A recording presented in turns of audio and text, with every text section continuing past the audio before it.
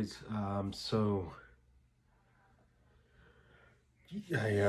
Last video I made, got my truck broken into, got some money stolen, and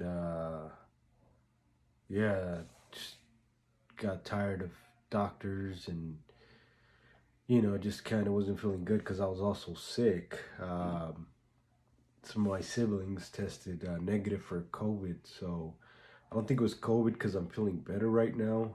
Um, it Yesterday was bad. I think because I didn't sleep the night before, and my eyes were like bloodshot, and I was so congested.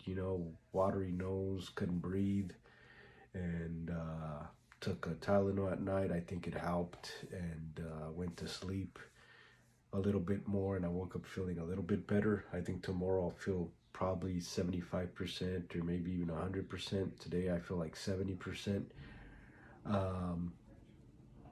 which is good.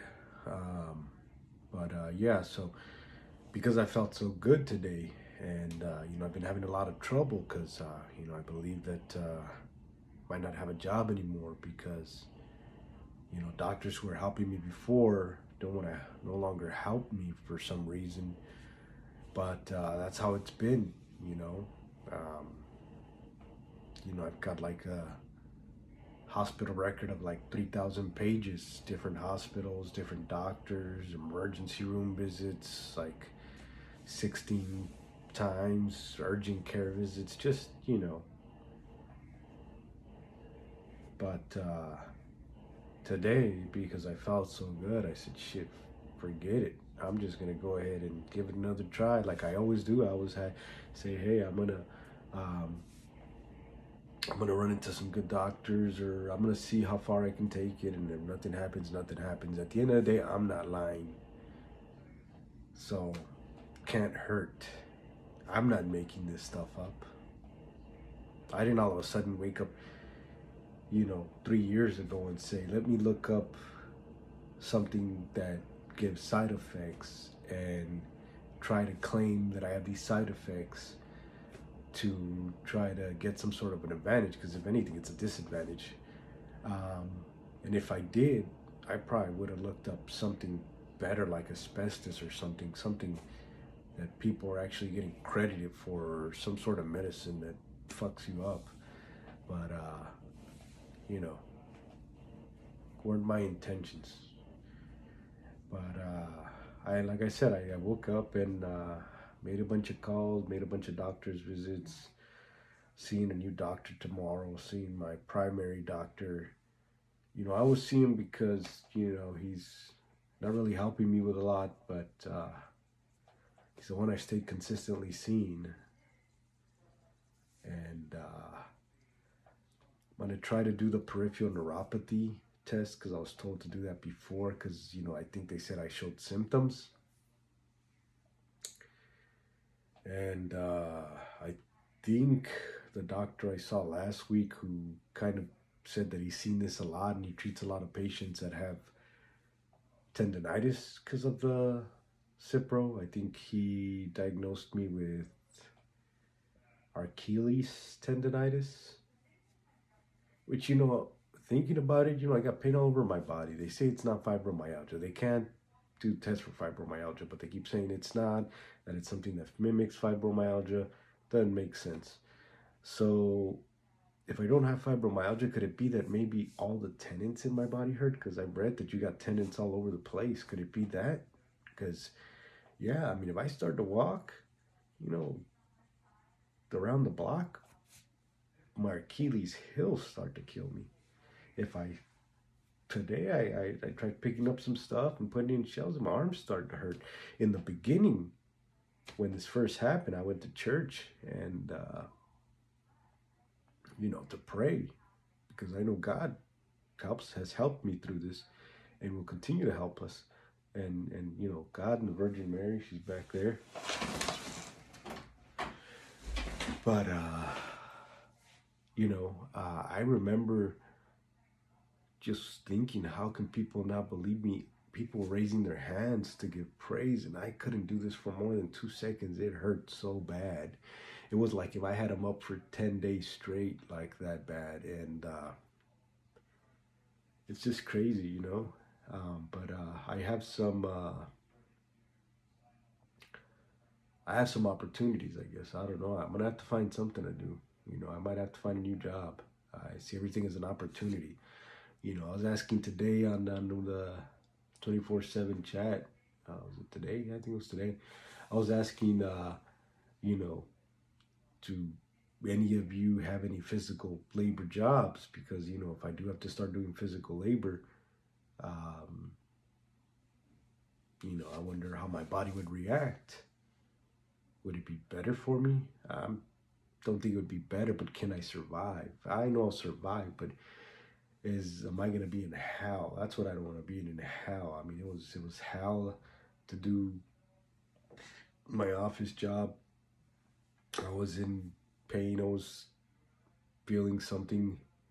You know, even now, you know, well, every day the word Cipro is in my head all day. I'm still doing stuff that I gotta do, you know, but the word Cipro, because I got symptoms every day. I got stomach symptoms, which, you know, who knows? Maybe it's a peripheral neuropathy. I heard that kind of kills some of the signals and messes with your stomach. Everything else, you know. So, so yeah. So is it? It's just crazy. I mean,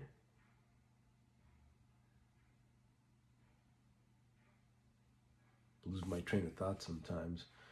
But yeah, it's just crazy. I mean, Cipro goes through my head every day, and probably will until I get Alzheimer's and forget about it. Um, but right now that I'm not working, it's not as hard because if I feel sick, I can lay down. If I need to take some medicine, that's gonna help me in some sort of way where I can't function at work, which I don't take any painkillers, but mainly it's laying down and trying to find natural remedies because I'm scared of medication. You know, I think there's a place for it, and I think it's something that should continue to be administered every day. I just think they need to be more careful, and if it's not something life threatening, then maybe they should stop letting these overnight $1 million pharmaceutical companies make all this money and just push this medication that later is going to end up hurting people.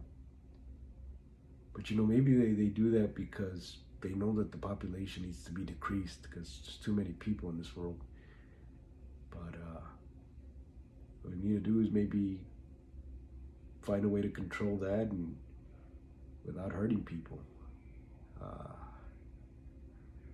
mean, if cancer wasn't as bad back in the days, how'd all of a sudden it turn into a everyday thing? You know, got everybody got cancer. Somebody in their family that got cancer. It's just crazy. I'm drinking some Topo Chico mineral water. It sometimes helps the twist of lime kind.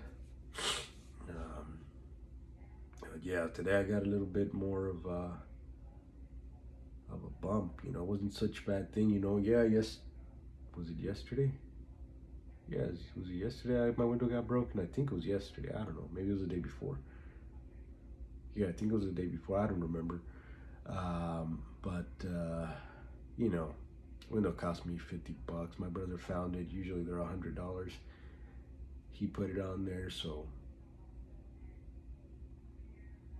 you know, it just makes you think of how bad we're doing for people to follow you home. Now I'm worried every time I'm driving. I'm like, is this person following me? Is that person following me? Because I don't know. But that's also another thing that I put on there on that 24/7 chat is to, you know, your flocks to try to find a way to protect yourself and your family, you know, or yourself, because you don't have the advantages of a normal person per se as much as you used to. I mean, you know, when I was driving home, and I'm a very cautious person, I did see the people pull up next to me, and it seemed kind of shady.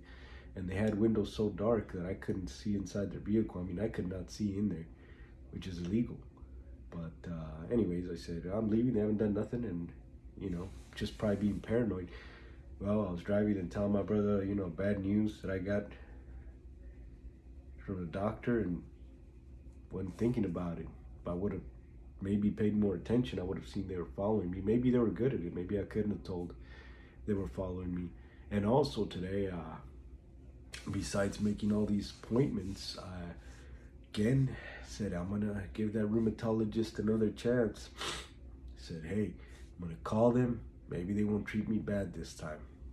And I'm never mean, but today I kind of snapped a little bit. I called them and I was like, yeah, I want to make an appointment. Oh, are you a new customer or an existing customer? Oh, I'm an existing customer. What's your name? Okay. Um, what is it that, they were all like, oh, well, what's your name? And, oh, my name is this and that. And then they say, well, can you hold for a minute? Yeah. Okay. They come back, oh, there's manager notes on here that, we can't treat you. I was like, yeah, I know. But, at this point, I'm like, man, I mean, you guys aren't helping me. I don't want to lose my job. If I have to fucking kill myself to keep my job, so be it. Can I get a work release notice? And also, I told him, I'm like, hey, you know what? Maybe I've got pain all the time. Maybe we can I see her to maybe revisit some of the medications she gave me for the fibromyalgia, then maybe something for nausea because they make me sick. And she says no, and I'm like, well, can I get a work release notice because the job said I need that. So did the insurance company. No, I can send her a note, but I don't think it's gonna happen. I was like, what? I was like, how can you fill out the paperwork to put me on disability, but you don't want to fill out a work release notice? I was like, what? It didn't make sense. And I was like, are you in my head? I'm like, are you hearing yourself? And I told her, I'm like, how can you do that? And she got mad. I'm like, you know what? Forget you guys. I'm gonna get a lawyer. That's not right. Okay, we'll do whatever you want. All right. So, anyways, I hung up on him.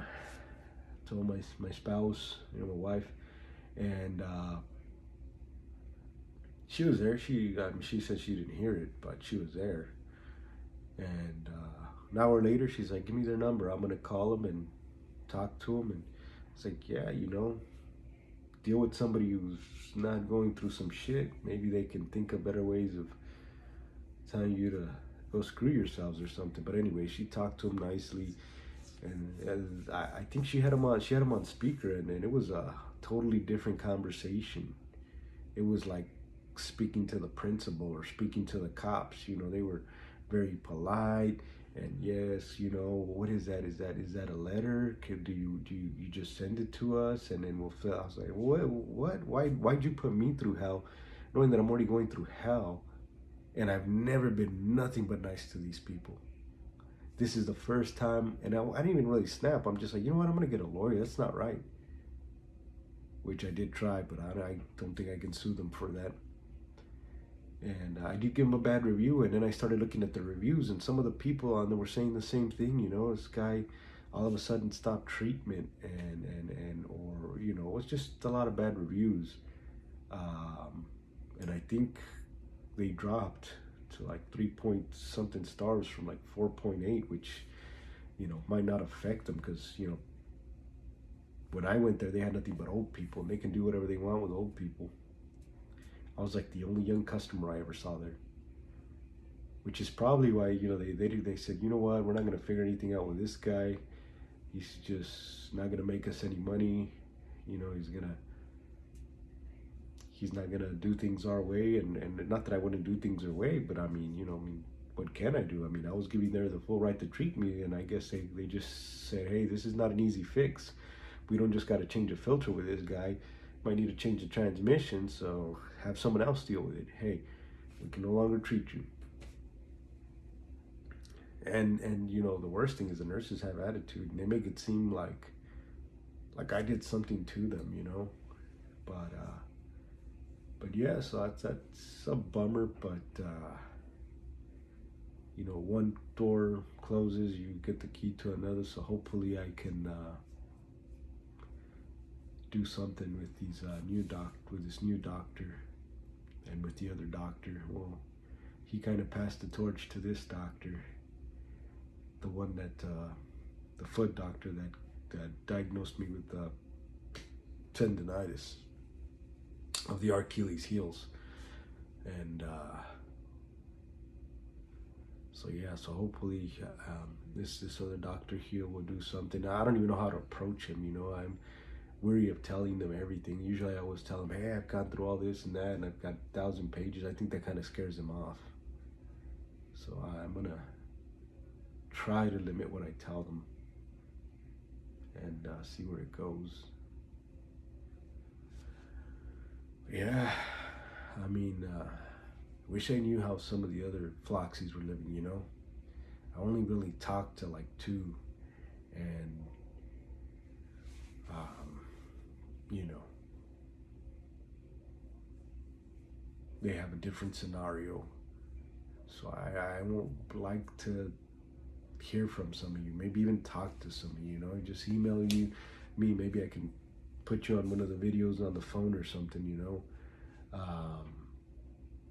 to see how you're living. I mean, shit, I feel like I'm alone because I'm the only person that I know personally that's floxed. So it's kind of hard. You feel lost, you know. Like you're that one foreign exchange student in a school, and you don't understand the language. So yeah. So it's also why I made this channel, you know, so I can connect with some of the, you know, my people, the people that are going through this. You know, sad thing is there's just no recognition. I hear of a lot of forums, I hear of a lot of news, but never nothing, you know, to really help us. And but it'll happen one day, you know. I imagine one day I'm gonna get a call and, hey, you know, we're now helping people that were affected by Cipro, and you know, you qualify or an email or a commercial or something. But till now, just sip on my water. Anyways, that's all I wanted to tell you guys. You guys have a great night. Tune in and subscribe, like my channel, share it to people that are not floxed, so they can maybe start seeing some of the videos where I was, you know, in really bad shape, and still in bad shape, but you know, I'm no longer getting up at 2, 3 in the morning when I have a really bad experience, or at 3 in the day, and just letting you guys about that. I'm kind of just telling you what's going on with my life to, you know, maybe you guys can relate to it, or maybe get some sort of guidance. Maybe you might be going through the same thing, and you could see what I'm going through, and maybe it'll help you in some way. Maybe it'll give you an answer. Oh, he did this, maybe I should do that. You know, hey, you guys got to check out that Bob Ross documentary on Netflix. You know, couldn't sleep the other night because I was so sick, and I was afraid to fall asleep because I couldn't breathe. So I just stayed up and watched that Bob Ross show till like 2, 3 in the morning, and then you know, I got my breathing sometimes fixes for a little bit where I can kind of breathe, and I took that opportunity and slept for like 2 or 3 hours, and it was that next day I was feeling like shit. But sometimes those little things help you get through things because they take your mind off of some stuff. Sometimes you could be hurting, but you're so into the show that you don't worry so much about your pain. TV can be something bad when it comes to the media and bad propaganda and stuff like that, but it can also help you get through things sometimes, you know. Before, it used to be my hands. I love working with stuff, tools, you know, fixing things, you know, just you're fixing something, you know, and then I was near you, I'd be there helping you, you know. I just love to fix things. I don't know, something about fixing things, something about tools. I mean, I can be at Home Depot all day and not be bored. Probably would be where I would want to do a shopping spree, is Home Depot. Maybe Lowe's. You know, I go to Lowe's more now. It's closer. It's less crowded, you know. But yeah, thanks for listening to me. You guys subscribe.